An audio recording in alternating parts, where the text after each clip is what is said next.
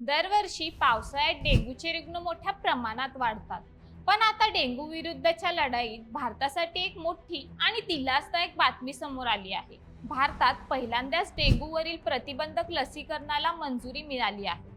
जपानमधील टाकेडा कंपनीने विकसित केलेल्या क्युडेंगा या डेंग्यू प्रतिबंधक लसीला भारताच्या औषध नियंत्रक महासंचालयाने म्हणजेच बीसीजीआयने मान्यता दिली आहे. हे लसीकरण 4 ते 60 वर्ष वयोगटातील व्यक्तींना करता येणार आहे.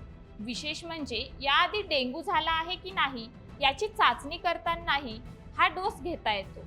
हे संरक्षण 3 महिन्याच्या अंतराने 2 डोसमध्ये दिले जाणार आहे. तज्ज्ञांच्या मते हा डोस डेंग्यूचा गंभीर धोका आणि रुग्णालयात दाखल होण्याची शक्यता मोठ्या प्रमाणात कमी करण्यास मदत करू शकतो.